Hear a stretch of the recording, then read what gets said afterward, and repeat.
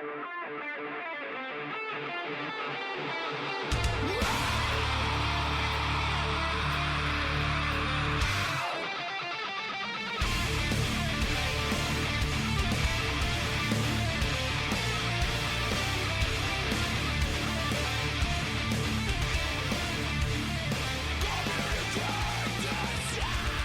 we go. Today is February 9th, 2016, and this is episode 148 of the Defensive Security Podcast. My name is Jerry Bell, and joining me tonight, as always, is Mr. Andrew Kellett. Hey, Jerry. How are you, sir? I am super. How are you? Good. It's very odd we're recording on a Tuesday. I know. It's craziness. I've been very busy, so it's my fault. It's all me. Well, we both got a lot going on, you know. Things are moving and shaking. That's right. Our plans for world domination are well underway. It's true. It's true. We're now at a point where random people write blog posts rebutting things we said on some random episode that we can't remember what we said. So they may be right. We could have been wrong. We don't remember. That's very true. This is the problem of hosting a show when you have Alzheimer's. You just... Yeah. I might have said that. Sure. Why not? Sounds like something I would have said. I will have people... It is an odd thing. I'll have people hit me up on Twitter, and they'll ask me something about what I talked about in the last episode. I'm like, I don't even remember. Can you... Right. Can you tell me what it was about? I'm terrible about that. Well, people think we do all this preparation work and actually, plan to say things and write it down. This is ad lib, baby. So anyway, yeah. Before we go any further and dig ourselves into a hole any deeper, just a reminder, the thoughts and opinions we express on the show are ours and do not represent those of our employer. Past, present, or future. That's right. And also, before we get in too far, I want to remind everybody about Hack in the Box in Amsterdam. It is coming up in May, and by the way, the call for papers is times out on the 14th, which I believe is Valentine's Day. Coincidence? Probably not. Do they have Valentine's Day in Amsterdam? I don't know. Hard to say.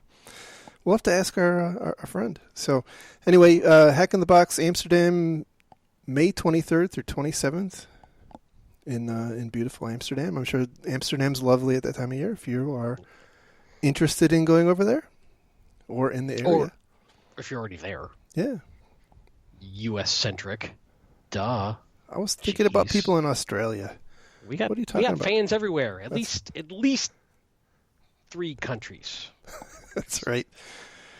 So anyhow, the site there is conference.hitb.org. So look them up and have fun. By the way, the schedule looks really great, what they have posted so far. So. And hey, there's a discount code. That's right, 10% off for using the discount code Defensive Security when you check out.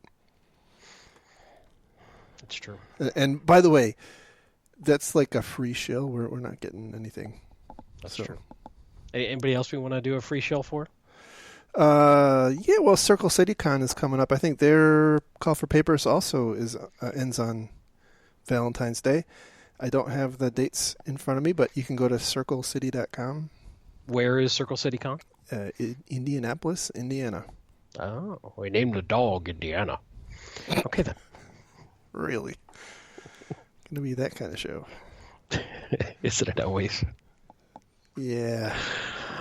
So, I just a quick aside, I moved into a more enterprise vulnerability management focused role and at my current employer. And so my day job has been very much about vulnerability scanning. And while there's a lot of nuance I'm finding in that role, so I might have to rant on that in a further show, but I've got to make sure that I appropriately abstract it away from anything that would be sensitive to my current job. But so what you're saying is you check a lot of ports.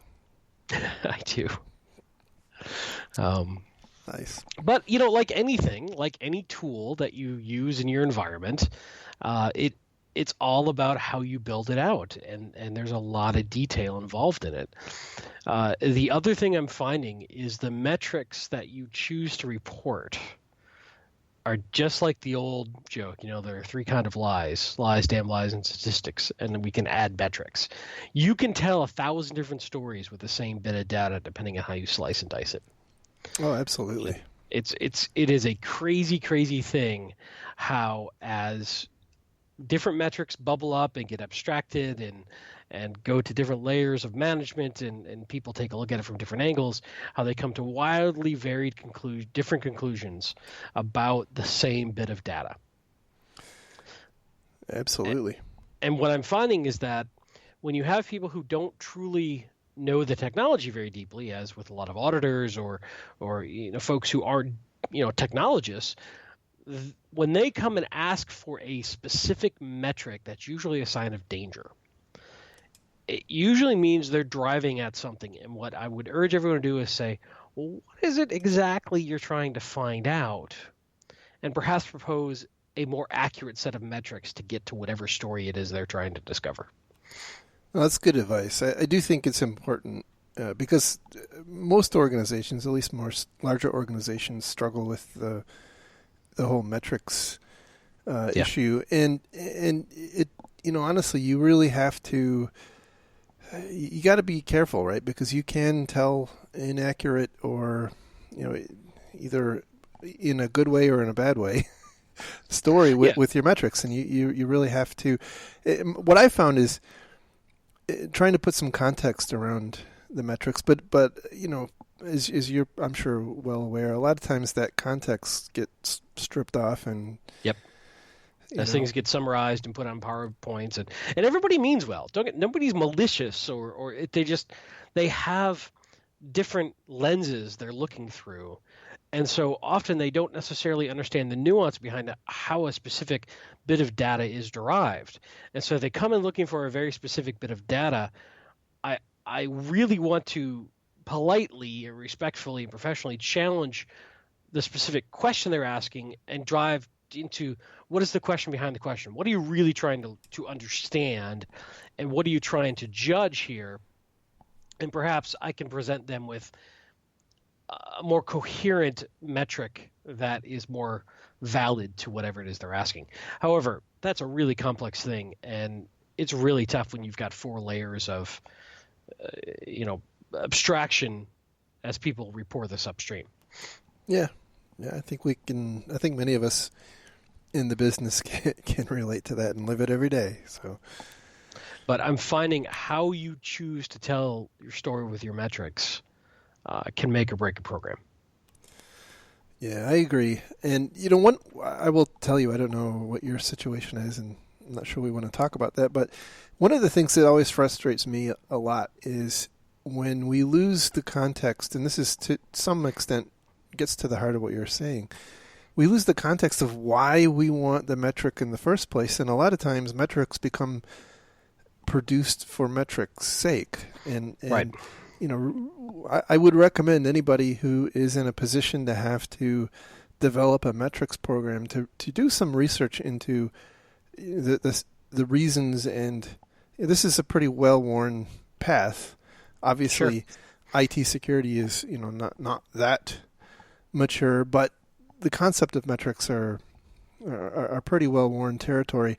My view is, metrics don't make sense if they're not going to drive behavior change, right? Having a metric that tells you how many spam emails you got is freaking pointless. Well, and ultimately, once we start measuring metrics and reporting on metrics, we start being judged against those metrics, and that drives behavior. Right. So be very careful what you choose to be judged against. Yeah, absolutely. I'll give you an example, and then we can move on to stories. Let's say you run the Enterprise Vulnerability Management Program, which you're doing the scanning. Do you want to be judged on remediation rates, which you may not control? That may be your IT organization. Or do you want to be judged on accurate scanning rates? Right? At a very senior level, what they really care about is finding and fixing vulnerabilities in a timely manner. But if you hold your EVM program accountable to remediation when they don't control it, they have no responsibility over that, what exactly are you driving? What behavior are you driving? You want your EVM guys out there harassing the IT guys to fix stuff? Or do you want their leadership judging them on that, and you in the EVM program being judged on how well you're scanning and reporting and escalating? Yeah, I suspect the answer to that is going to be somewhat situational because I can envision organizations, and I've seen some that do this, right, where the expectation is, they will chase, the vulnerability management team is responsible for chasing after the server owners, and I don't think it's the most efficient model because no, and I mean, we could talk about this for a while, and it's complete aside that I just kind of sprung on you, but it's whatever. It's been an interesting world as I've gotten my arms around enterprise vulnerability management. Well, so let's get into our stories. And indeed. The first one is a follow-up to a story we talked about last week. And this is the ongoing saga of Norse. And the story here comes from the Register, and the title is Fired Norse CEO Blames the Media. I'll just kind of recap. The deal was last week, I don't remember exactly the day, Brian Krebs released an article on his website, kind of an expose about the imploding Norse. And it was quite a detailed article, had history of some apparently shady deals, interviewed employees who were clearly not very happy with the company, or I should say former employees, because Norse had just gone through a 30% headcount reduction a little bit ago. And interestingly, shortly after, or almost, I guess, simultaneous with that blog post coming out, Norse went dark. Their website was offline actually that whole weekend. I think, if memory serves, the article came out like a Friday night, and their website wasn't back up until maybe Sunday evening, something like that. So, yeah, there was definitely some interesting timing there. I don't know exactly what the timing was. Krebs had clearly been working on that article for a long time. He reached out to a lot of people, and I think that timing might have been somewhat coincidental, but that's not what the sources at Norse say. Right. But there was a ton of rumors swirling last weekend about what was going on with Norse and fire sales to various companies and customers with no idea what's going on with their feeds, just everything, just immediate, massive confusion. And I can't think of another company in our space who's had that sort of just going dark like that. Very weird. Yeah, it was, and part of the announcement, or part of the Krebs article, was that the CEO, this person named Sam, I think it's pronounced Glines or Gleans, was apparently fired or let go or left. It's not entirely clear. Fairly abruptly, and well, Jerry, he wanted to spend more time with his family, of course. Well, that's true. Yeah. That's the only reason any executive ever leaves a company. Right. Or perhaps health reasons. And it sounds an awful lot like, we value your data, and we absolutely we take this concern very seriously. That's right. So anyhow, the Krebs article was, I would say, pretty salacious, a little harsh. Basically laid out what appeared to be quite a lot of, I guess I'll call them facts. I will tell you, the comments on that article are probably more interesting than the article itself, and I would encourage everybody to go read them because they are fascinating. And basically, there are some people who clearly work for Norse or worked for Norse arguing with people, and so there's bickering back and forth about, you're a shill, no, you're trying to take down the company, and it's just fascinating. So anyway, the new news is that the former CEO released a statement basically calling I'm going to paraphrase here, the Krebs article, A Hatchet Job, effectively saying that Krebs had some kind of axe to grind, and he was interviewing employees, former employees who had an axe to grind, and none of it was true, and it was all a horrible misunderstanding, I guess. Except, it's really interesting when you read the rebuttal. It's pretty terse, but he doesn't really rebut anything. He seems to rebut things that weren't claimed. And that was what I find very interesting. And so I don't really know what the hell happened here, but this story is crazy. It is. Well, the current status as of, they just put out a press release literally an hour before we went to air here about the new CEO and the new reconstituted board. So clearly Norris is still a going concern of some variety. Something's going forward. But we heard rumors, I think it was reported in Krebs' article, that basically the VCs or the finance folks are telling folks you may not get a paycheck if you show up at work. Right. So clearly some funding, I mean, if they ran out of money, some money has been found. I don't know if this is just a stand up to do a fire sale or if they're going to continue operating or what, but craziness. But the rebuttal from Sam Glines is pretty epic. And, one of the things that he does here is basically call out Krebs as saying, very influential, very trusted. Once his article published, everything fell apart. And, this employee who was extensively quoted, who said that she was a senior scientist and never got access to the data, he disparages her role and says she doesn't know anything. She was a low-level employee. She was never in the office. And, this is just vicious ex-employees. I got to be honest. The one thing I say to all this is if you can be taken down by an ex-employee's quotes and a blogger, you've got some serious structural challenges with your company. Yes.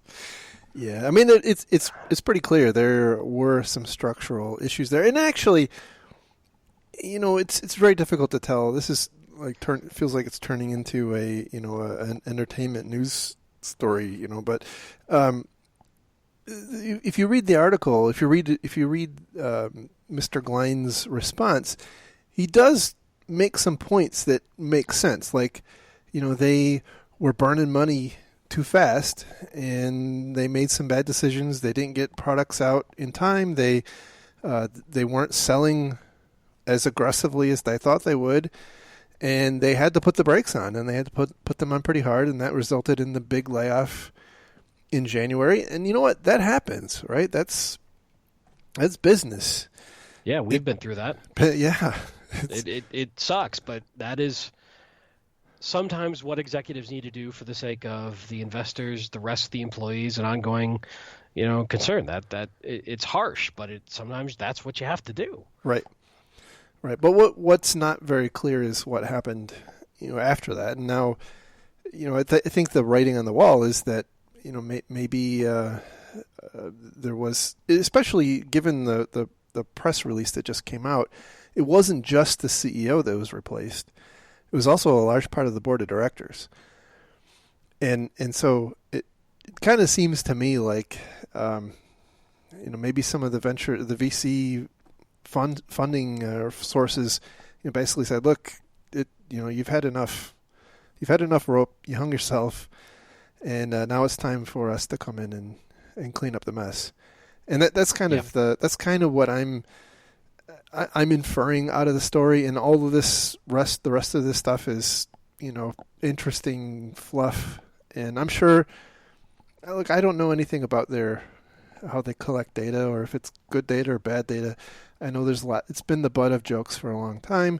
Whatever, I think they were selling stuff, and some people did value it, and you can't deny that. They employed a lot of smart people. Can't deny that. And it sounds like they've got a new management team, and maybe they'll right the ship. I don't know. It doesn't seem like we've heard the last of them, but it could also be just an attempt at an exit, I guess. Yeah, who knows? It's worth watching. I think it's an important story because it's telling about the threat intelligence industry and whether or not, to a certain extent, this is a microcosm of whether or not that's a valid industry. Certainly any one vendor failing doesn't indict the whole industry, but Norris was one of the best known, is the best known, did an rightly or wrongly an excellent job at marketing. They were well known and got that eye candy map out to a lot of people. So we'll see. The other thing that I don't know if we mentioned last week, but you were talking earlier about the comments on the original Krebs story. Jason Balick and Krebs went back and forth at it, really harsh in the comment section. Jason is a former chief architect and one of the first engineering employees at Norris, and he was also let go during the mass layoff. But he had a lot of things critical to say about Krebs' article, and it's really interesting watching all this go down back and forth. And who knows? Maybe the truth is someplace in the middle, or hard to say. It's hard to say. We'll probably never know what really happened, but it is an interesting. It's interesting to see that the InfoSec industry is not, it's not special in as much as the companies in our industry are held to are victim to the same issues and business problems that any other business is, and I think we lose that context because we don't see this often. Yeah, we do see a lot of consolidation and whatnot, but you don't often see a company just flame out like that, especially a well recognized one. No, I mean, I've been involved in a lot of startups, and they usually find a graceful exit. Right. And if I had to make a bet, if I had to call where North was going, my gut, without any inside information, is they found some money to keep going, to get back up in operation, put some lipstick on the pig, and probably make an exit to another corporation. They're probably going to combine with somebody. This is my bet. And to be candid, I know threat intelligence is a big hotness right now, but I'm not sure in the long run that any of these threat intelligence companies, at least the pure play ones, are going to be independent, right? It just doesn't, to me, it doesn't feel like something that's that warrants its own larger company. So anyway, we'll see. That's just my, what the hell do I know? I'm a garbage man. I mean, I don't even know about this stuff. Yeah. Well, we're just armchair quarterback in it. That's right. But anyway, it's interesting to watch, and perhaps we'll learn something from it. That's right. All right, so moving on to our next story, and this one comes from the Dell SecureWorks blog, and the title is "Ransomware Used as a Distraction." And this is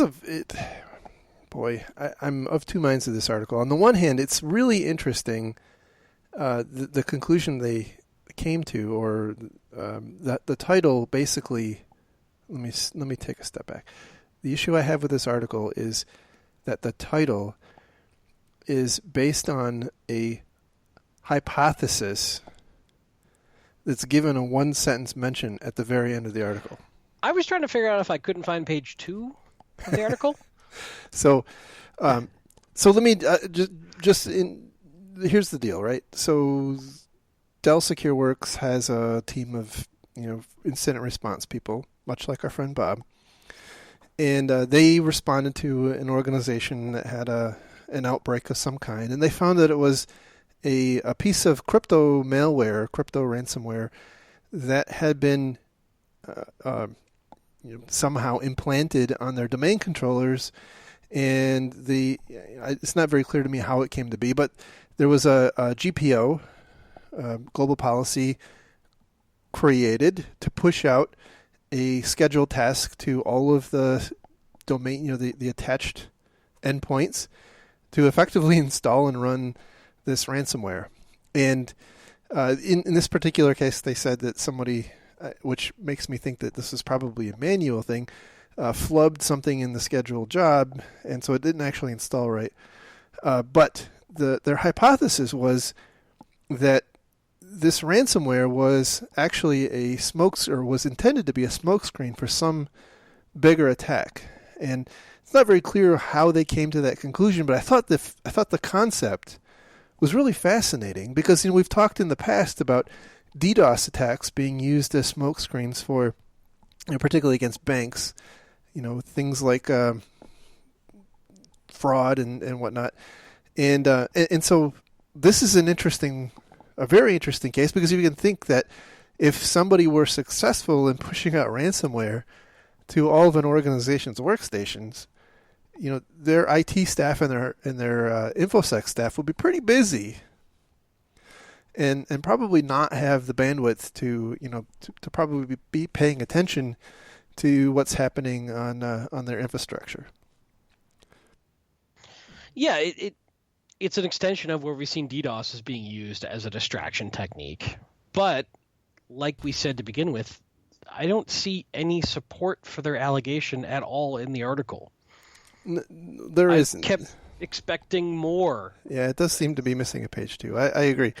I didn't know if I literally grabbed a different browser and loaded it up in case something was screwed up in my primary browser, because I couldn't quite see the connection. In fact, there's even an image that's not loading correctly. So I actually was wondering if something's messed up with this blog article, because they don't explain why they think this might have been a distraction technique. Something is messed up with this blog article, but it's not the formatting. Now, let's, take this at face value, and actually it's an interesting tactic, and it's a viable tactic. And it's something we've often talked about in terms of DDoS, is be careful not to commit all of your incident response forces, right? that to something like a DDoS attack, because we have seen it used as a technique to distract the IT security team from something else going on. Right. Absolutely. So we can see that here. However, we don't see evidence of this here. The other thing that's interesting about this particular write-up is that there was a typo in one of the key files that prevented this from doing as much damage as it could have done. So what we're learning is if you're a bad guy, you've got to go through quality checks. Exactly. Got to get that QA team on board. It's really disappointing to see that the bad guys just aren't taking pride in their work anymore. Well, I don't know what to say. They got a lot going on. It's very disappointing. So anyway, yeah. The concept of ransomware as a distraction was novel to me, and that was what I wanted to talk about. And this was, the vehicle to talk about it. So, though apparently you come up with ransomware ideas that scare the hell out of InfoSec Taylor Swift. Yes, that's true. She put out a hit on you.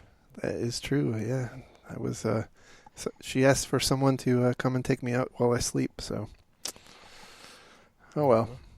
So moving on to our next story. This one comes from ZDNet, and the title is "Most Windows Security Flaws Mitigated by Removing Admin Rights." And we talk about this every story we've covered like 6 times. Every year they put out a new one, and every year my thought changes a little bit on this topic. And so it's an interesting platform to bring up a discussion. So, the story is that 86% of critical Windows vulnerabilities are mitigated if you remove admin rights, and 14% aren't. And of course, the company who produces the report will help you remove admin rights. Coincidentally, just completely coincidental. Are you sure? I mean, that seems so. I know. It's weird. It's weird. However, they're not wrong. Well, they're not wrong. But here's just because they're financially motivated, they're not wrong.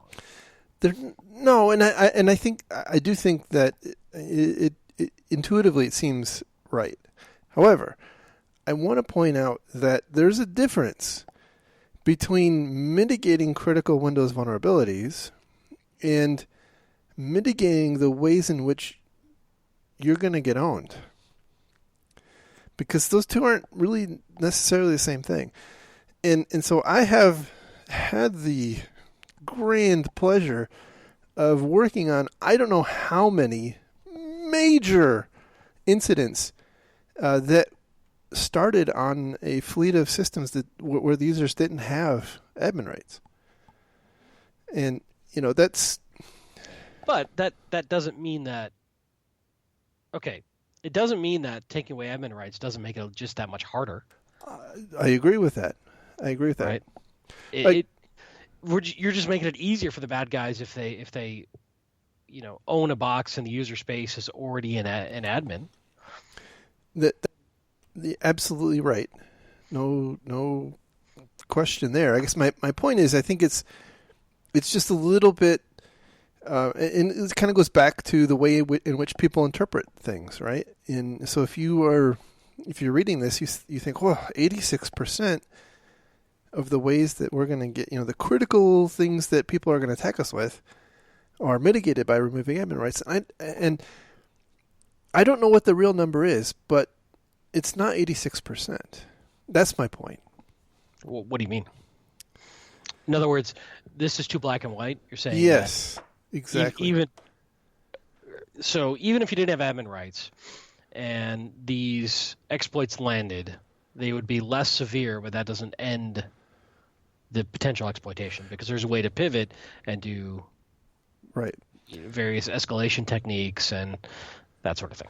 And there aren't, let's face it, when we talk about things that end up getting us compromised, it isn't all that common for it to actually be a vulnerability on your workstation.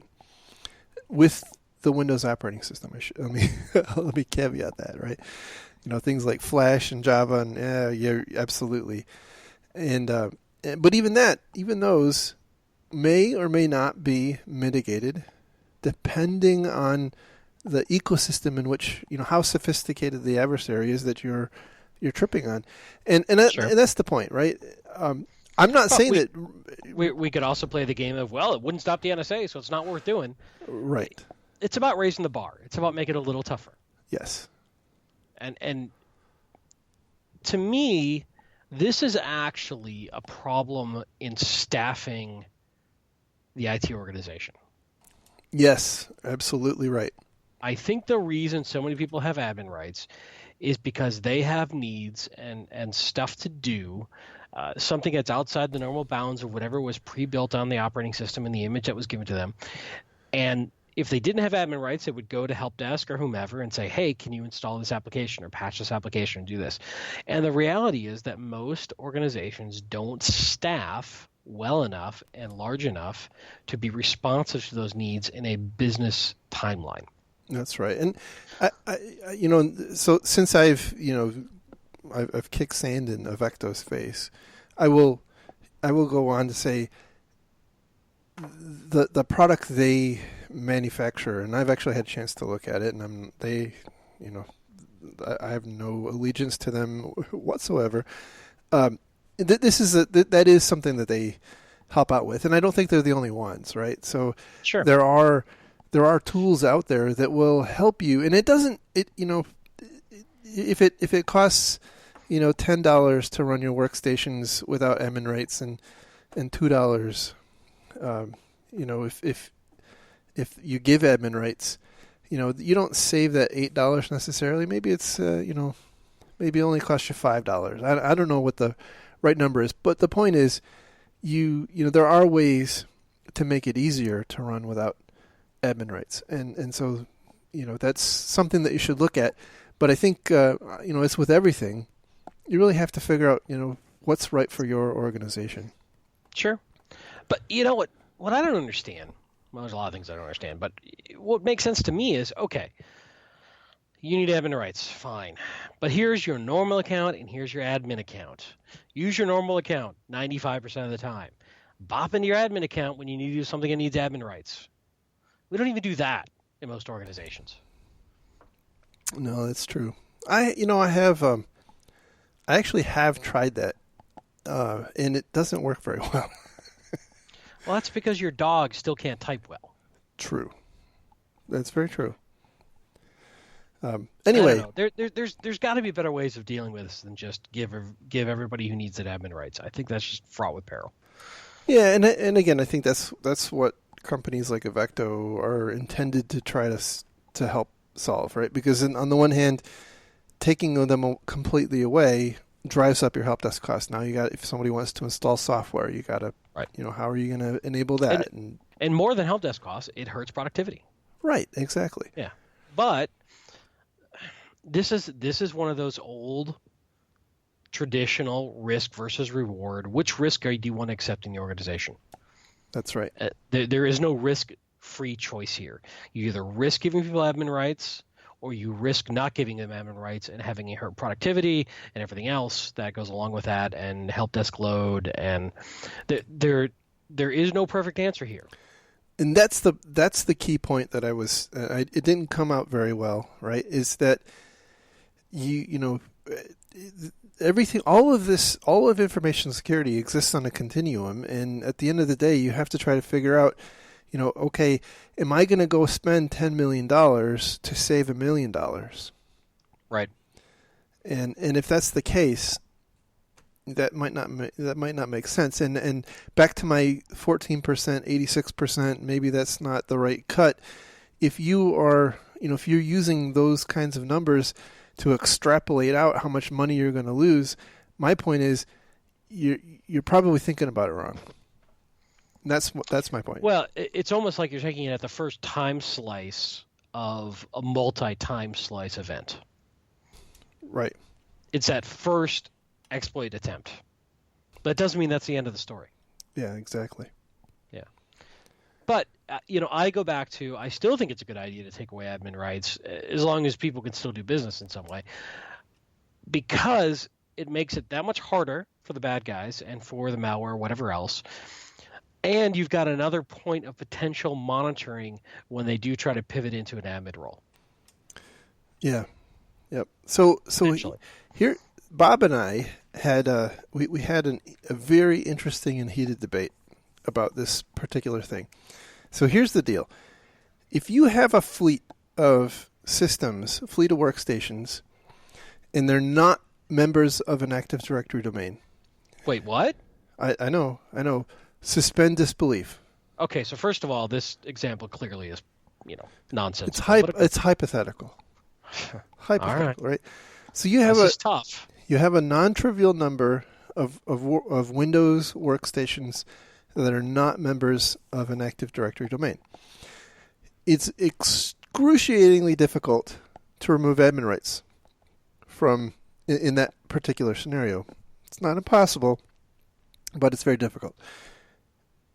The question is, and this is the debate that Bob and I were in, is it better? What is the better thing to do? To leave that population of people with admin rights on a kind of quote disconnected workstation, or implement Active Directory and then remove admin rights? And and it's a non-trivial question, because when you implement Active Directory, you are enabling attacks that are fundamentally maybe not impossible, but extremely difficult. Or much less likely. How about? Mm-hmm. So, it's we fought a little, and Bob threw his drink at me and walked out. So we didn't really get to a resolution on that. But So is this why we haven't heard from Bob lately? Yeah. Is this what happened? Yeah. Uh-huh. Yeah. All right. I'll try to call him and broker some peace. Thank you. I mean, he's right, but so as soon as you admit that, we can move on. I'm often wrong. All right, so moving on to our next story. This one comes from Reuters, and the title is "Hackers Attack 20 Million Accounts on Alibaba's Taobao shopping site." This is fascinating because someone got a pot of 99 million email address and password combinations from, I guess they culled from various sources unnamed.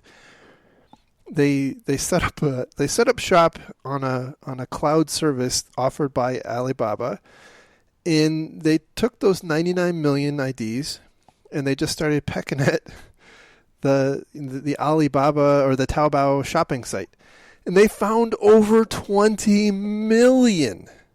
That's like 1 in 5. It's hard for me to wrap my mind. 20 million accounts. And one of the things it tells me is, holy cow, how do you let that through? I mean, how do you not notice? I don't know. 20 million logins, I guess, probably from whatever. Point is, no, you're on a very good point, which is, how do you not pick up on all the failed login attempts coming from probably a fairly discrete number of IP addresses? Right. And by the way, so it's awesome that maybe you have an account lockout policy that says you lock out an account after 5 failed attempts. Right. That's great. But there's the opposite. The other side of brute forcing is you just try different accounts. Right. So yeah, at that point you need to time out that IP address. Yes. Like 5 or 10 bad login attempts from a certain IP address. Maybe put it in timeout for a minute, 5 minutes. At least slow down the ability to rapidly run through a whole bunch of username and passwords. And maybe, just maybe, after like the 50 millionth failed login attempt from that IP address, maybe it should send an alert to someone. Are you sure? That doesn't sound right. I mean, it seems like 50 million failed login attempts might be, a safe threshold. Well, we don't know how many normal failed login attempts they get every day. Well, but from a single IP or a single net block, Do we know? I mean, they could have been on a big cloud service coming at it from a whole bunch of different IPs. They were on a cloud service, so we don't really know how many IPs, but And if it's not as funny it's not as funny. It's not as true. But if they got a 1 in 5 success, assuming those are statistically spread out in a fairly random way, there may not be that many clusters of fails in a row. Yeah. I still. But yeah, it is pretty crazy. 20.59 million. Alibaba system discovered and blocked the vast majority of login attempts. Mm-hmm. Well, yeah, because they probably had the wrong password. Yeah, by my math, they blocked about 79 million. In fact. Winners! Yay, we won. And they did say, interestingly, that 1 in 20 active Alibaba China retail marketplace accounts were hacked in this. So, wow. So this, again, goes back to use unique passwords, folks. Get a password manager. Yeah. Change it from time to time, maybe. You know what? One thing, this is heretical to say, right? But one thing that would be cool, picture this. What if sites you go to gave you your password and it had, and it was unique and you basically had... But how could I trust them then? Because then they would know my password. And they could log in as me. That's true. They might have your password then. You're right. You're absolutely right. Then I'd have to... I mean, the hardcore reality is that would drive users away. I know. I mean, let's be honest here. The password policies of the vast majority of e-commerce online sites, it's much weaker than they could be or should be, because they're making a business decision to make it intentionally uncomplex so that they're not going to scare the users away. Your grandma would not sign up for Amazon if she had to have a 2-factor auth to buy anything. And I shouldn't pick on grandmas. The average non-technical person. Yeah, my grandma's been gone for a long time, so thanks a lot. Well, she would have a lot of trouble then using a 2-factor authentication, wouldn't she? Yes. Because Spirits don't know how to read RSA tokens. They proved that on when Ghosts tried to log in on the HBO show. Well, it's on Discovery now, isn't it? It comes after when Ghosts attack, and then when Ghosts DDoS come on after that. So, point being, they know we're not dumb, right? It's just like credit card fraud. There's an acceptable level of fraud that these organizations are willing to put up with for ease of use for their customers. No, you're right. You're right. And until that pain gets to a point where they're willing to fight it, or their customers demand it, they're not going to change. Yep. Which means that we, as individuals, have to take care of it ourselves. But we won't, because that's why we go there in the first place. Well, people like you and I try. But we are in the vast minority. So, right. Anyway, I'm completely ruining your joke, aren't I? Totally. Damn it. Yeah, well, that's what I'm here to do. Next one from CSO Online. Captain Buzzkill. That's me. Damn it. This again, CSO Online. The title is. Where is the title? Defending against insider security threats hangs on trusts. Oh my God. Oh, you know why? Because there's a stupid banner ad in front of the title. Damn it, CSO. You know, if you ran an ad blocker, you wouldn't have that problem. And speaking of which, I know that this is a big fight going on right now. In fact, Wired even came out and said, you run ad blockers, you're not getting to our stuff, but you can pay us a couple bucks a month. Until you can absolutely promise me that ad networks aren't being abused to send out malicious content, I'm going to run an ad blocker. No, that's a good point. I run my browser in a VM with wrapped in Sandboxy, so I think I'm all right. Oh, thank you, Mr. Fancy Pants. I know. That's why I allow ads. Anyway, title is, as you said, Defending Against Insider Security Threats Hangs on Trust, blah, blah, blah. Remarkably... Blah, blah, blah, blah. It's in the title, isn't it? Blah, blah, blah. That's right. You'll be surprised to know that there are two different types of insider threats. One is malicious and the other is accidental. And you can probably extrapolate what each one of those do, right? So the malicious person does things maliciously. And the accidental one does things accidentally. Right? So what struck me when I read this is, beyond the fact that it's painfully obvious, is that a lot of the attacks these days hijack internal. They basically look like insider threats. So a lot of the incidents that I have investigated, and I know my friend Bob, well, former friend Bob, I guess, investigates. Temporarily estranged friend Bob. Fair enough. Leverage normal employee credentials, and so when you're investigating, like I see Jerry logged in and stole the database. Again, is he malicious or was he incompetent? Well, it wasn't. Wow. Don't answer that. Don't answer that. Thank you. Smart ass. So, incompetently malicious, maliciously incompetent. There's so many choices. Yeah, and I think the point there is that, certainly in terms of volume, accidental types of things happen a lot, but they tend not to be the major breaches, right?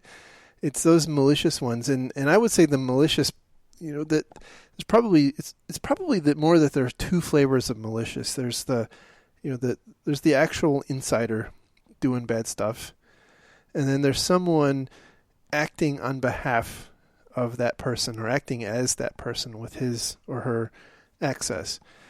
And it's from an investigation standpoint, it's important to understand how common that is, because at least in my experience, it's important to not get too tied up with, we got him, was Jerry. We sent him home. We confiscated his computer, and then high five and go take a breather, because that's not necessarily, you're not necessarily at the end of the job. And it is. I have seen it in the past where, we have found the suspect and confiscated all their stuff, and then seen the activity continue just with somebody else's. Well, that's odd. Jerry wasn't working in Kuala Lumpur last we looked. That's right. So anyhow, it's just a tip from an incident response perspective. Yeah, at the same time, you have a whole side of this as well where people unwittingly become an insider. Yes, exactly. An insider threat. They unwittingly fall for a phishing campaign and load a keyboard logger, and that it looks like they're the insider doing something malicious, but they're not. Absolutely. So there's also some weird, tree hugging stuff at the end here about, well, employers have to show that they can be trusted too, and disclosing all of their stuff that they're doing to their employees, and yeah, okay. I got sick when I read that. Don't read it again. Okay, I'm sorry. I mean, not that I'm saying employers should be evil, but it was weird. Yeah, the point, just to tie that out, since you brought it up, is they're basically saying, look, you have to trust your employees to some extent, right? Because especially the ones that are accidental, right? They're not intending to be to screw up. But their point is that if you in the area of information security, if you are doing things that are interpreted as, or possibly interpreted as, underhanded, like you're not telling them that you're reading their email or monitoring what websites they go to or what have you, they may very well feel justified to some extent in some retaliatory action, I suppose. And I guess that just kind of goes back to don't be a dick, and because if you're a dick, you're gonna probably take some heat from somebody. This is what happens when we record a podcast when Jerry's too tired, because he's just falling off the table here. I'm really tired. So I think we should call this show and get back to recording on Sundays when we're still awake. That's right. There was one quick one. This one came from actually a friend of the show, David Longnecker. He wanted us, or offered it to us to talk about. It's it's more on the small office, home office type end of the spectrum. But I thought it was interesting. Basically, he found that there's a ASUS router where if you go in there and we all know, hopefully in this industry, we know that you should not expose your management console to the internet, as we have talked about at length. There's an option to turn that off, to not have it enabled for internet access. However, if you turn it off, it doesn't actually disable it. You actually also have to turn the firewall on. Nice. Yeah. So, point being, don't make assumptions necessarily that you know exactly how things are working, and you should probably do a little bit of independent testing on things that are particularly important like that. So maybe, in this case, scan the outside of your router would be a... So it's almost like trust but verify. Trust but verify, that's right. So, anyhow. Wow. So, just to summarize, even if you say, don't expose my management port to the WAN, and you turn that off, it's still exposed to the WAN. Until you... Yeah. So my... based on my read, when you check the box that says don't allow it from my WAN, or don't allow the web portal access from the WAN, it basically creates a firewall rule, right? But until you turn the firewall on, those firewall rules aren't loaded and enforced. So, when you think about it in that perspective, it kind of makes sense, but... Yeah. But you should maybe throw a little flag up and a warning. Maybe a little clip, paper clip should come up and say, I see you're trying to turn off your WAN interface for your management. Would you like help? That's right. And they could guide you through turning on the fire. No? Yeah, we could call it Clippy or something, right? That's brilliant. Yeah. Brilliant. Anyway, that is the show. I apologize for being so tired. It has been a week, so it's only God, it's not even Wednesday. I told you not to quit the meth. You had a lot more energy on the meth. That's true. Anyway, thank you very much for listening, everyone. Pleasure as always. Thanks to those people who have donated to our Patreon campaign, and can't thank you enough. If you want to find links to the stories we talked about tonight, go to our website, www.defensivesecurity.org. You can also follow the show and interact with the show on Twitter @DefensiveSec. You can follow Mr. Callan on Twitter @Lurg, me on Twitter @MaliciousLink. You can also send us an email, info@defensivesecurity.org. We've actually gotten, I'd say, a spate of emails that I need to go catch up on. We need to do a listener email show, I think. I agree. So maybe next week we'll do listener email. If you, so there you go. There is your prompt to send us something to talk about. For the record, we're just going to summarize all 374 We Suck emails into one. That's just to save time. That's right. We know we suck. Our parents told us that often and regularly. We know. Yep. Anyway, talk to you again next week. Bye-bye, guys. Bye-bye.